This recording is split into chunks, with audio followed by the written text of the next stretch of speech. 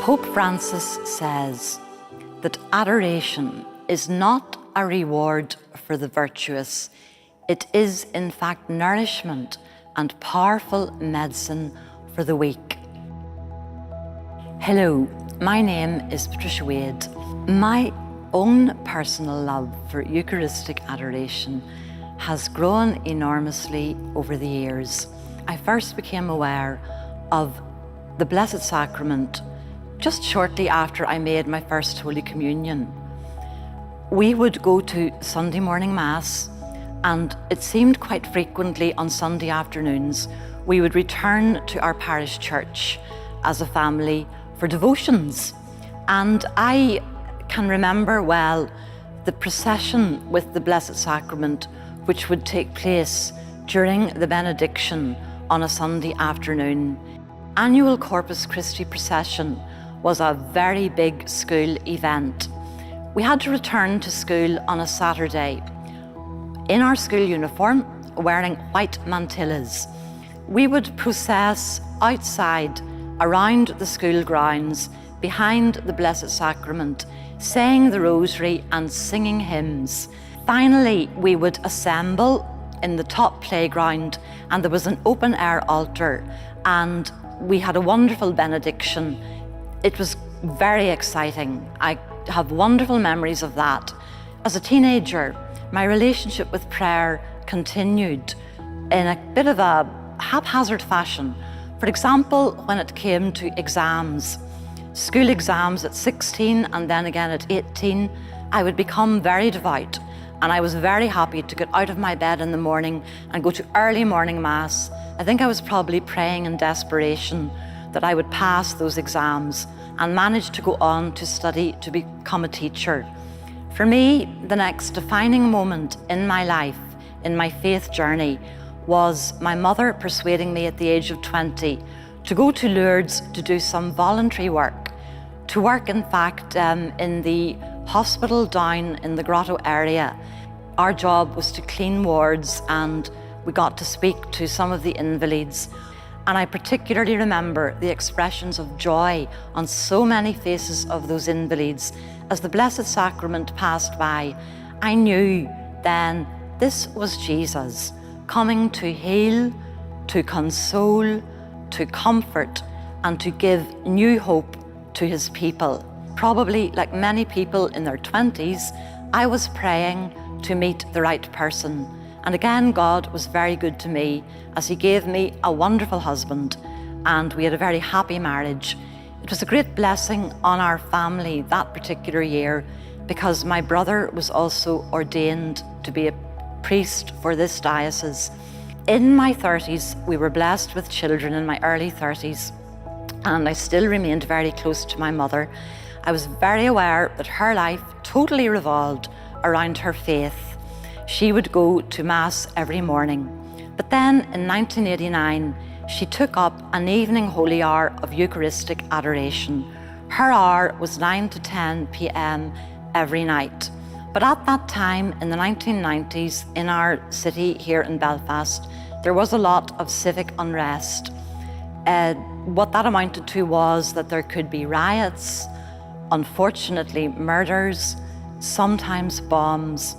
And gradually, I began to worry about my mother driving across the city in the height of our troubles. I thought about this and decided that I would go with her on a Friday night. I'm sure I made God smile, because my plan was that I'd go with her on a Friday night. You could never stop her going to her holy hour, no matter what you said to her. But at least on a Friday night, I could make sure she got home safely. So that became a custom, and little did I know but that God fully intended to draw me into the beauty of Eucharistic adoration through that holy hour on a Friday night. Such an experience of peace and silence. My Friday night holy hour with my mother from 9 to 10 started to become like a wonderful escape from my hectic lifestyle. It provided me with a chance to rest at the feet of Jesus and be nourished and strengthened by him. When Daddy had died suddenly and unexpectedly in our family home, the parish church was packed for his Requiem Mass, and many people came back to our home that night. It was again completely overcrowded. But my mother gave me a look, and I knew what that look said. She and I slipped out of our overcrowded family home and made our way to the Adoration Chapel in St. Peter's. For the normal Holy Hour between 9 and 10, we knew, both of us, that it was where we wanted to be, crying quietly in the presence of Jesus, knowing he'd be the one to help us make sense of it all. And I also remember the strength and forbearance he gave me personally just 3 years later when I lost my lovely mother to cancer. It was definitely through Eucharistic adoration that I got the grace to accept her death and move on with my life. Jesus does not want us to carry our burdens alone. He is here in the Blessed Sacrament, longing to help us, console us, comfort us, and give us his peace. So I would now like to talk about how Eucharistic adoration began in this church. The church we are standing in at the moment, in 2001, was, to our horror as a parish, burned to the ground in a sectarian attack. It's interesting to note that 2 of the items which survived, one was the 13th Station of the Cross. The tabernacle also survived. What happened was that our parish priest very quickly set about getting a new church built on the very same site. And this new church then was opened and consecrated just over 2 years later. Father White, our parish priest, then immediately established daily Eucharistic adoration, which means that we had the great privilege of Eucharistic adoration from 9 a.m. to 6 p.m. every day of the week. And most importantly, hundreds of people have been coming throughout all of those years to Eucharistic adoration here in this very chapel.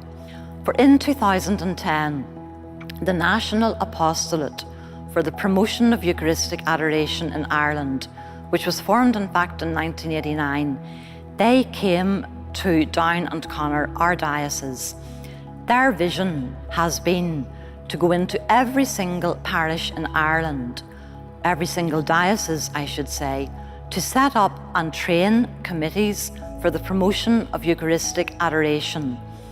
It was natural to me to join that committee. In the last few years, I have become involved also, just once a month, in an overnight adoration. This would actually be in a neighbouring parish where there is perpetual Eucharistic adoration. So I would greatly encourage anyone listening to consider taking it up.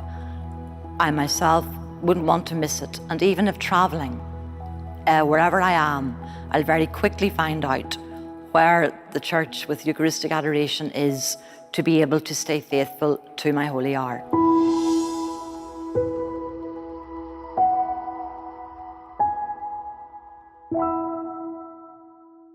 At the end of Mass, we are told to go out and bring the gospel into our lives and witness to the gospel by everything that we say and do. It's so important that we are all out there bringing the joy of the gospel to everyone we know.